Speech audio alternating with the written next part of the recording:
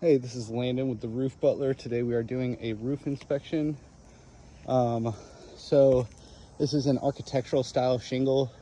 I believe this roof is somewhere between 15 to 20 years old. A couple issues we're seeing up here is basically we're seeing that we got some nail pops and stuff where the nails are coming back out of the roof because the wind is either lifting the shingle up or rodents, stuff like that could be lifting it up as well.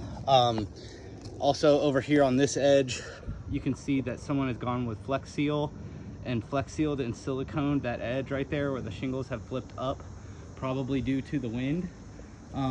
Also, the hip and ridge shingles were more than likely put on as 3 tabs shingles instead of the hip and ridge, and 3 tabs are not made to be bent like that. So you're gonna get cracks and stuff. So there's TPO sealer tape on this roof to cover those up. The gutter helmet in the gutter system is clogged. The gutter helmet is pulling off of the gutters, and the gutters are pulling away from the house.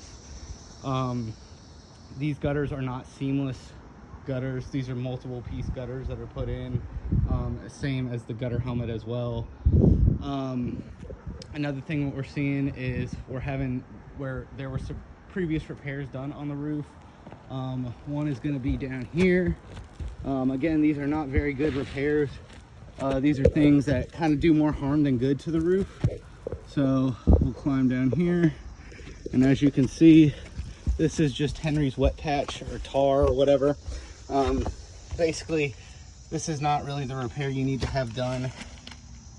If you see that, that's just way overkill. You might as well just change the metal rather than using this much sealant. If anything, it's just going to lift the shingles up like this, and you're going to have water intrusion there.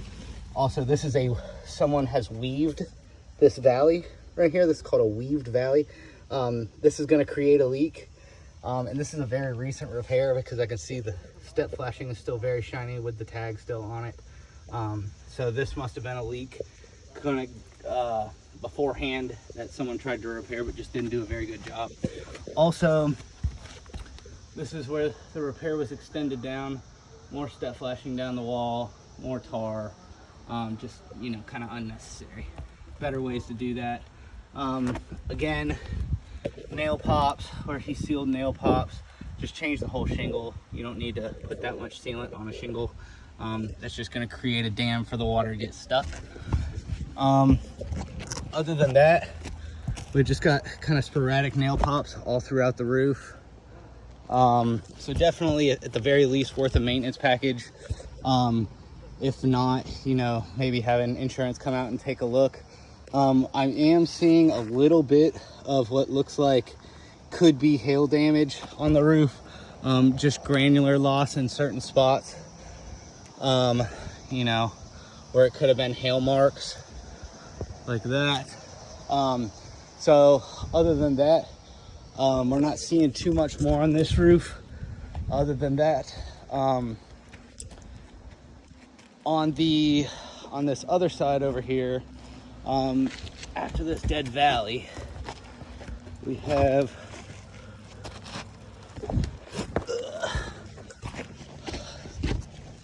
this other section of the roof. Same deal. We have cracked hip and ridge shingles all throughout here.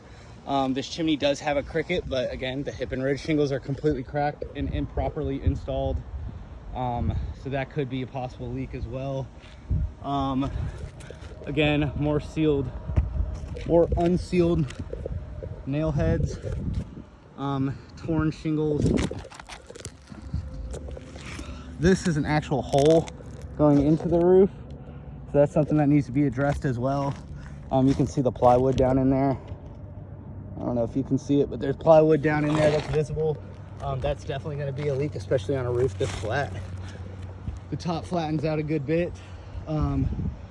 This other side's going to have the least amount of damage, but the most amount of staining more than likely.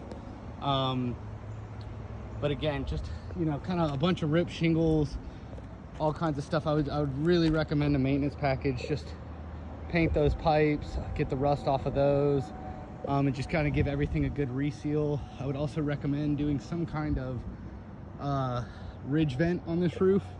You really need to change the hip and ridge shingles all throughout it. So I think if you did ridge vents everywhere before you put the hip and ridge shingles back on, that would do a much better job ventilating this size roof, because this only has 2 power attic fans, and I bet you that neither of those work because they both look very old. So I would say at the end of the day, a maintenance package and all new ridge vents with new hip and ridge shingles on top. Thank you very much.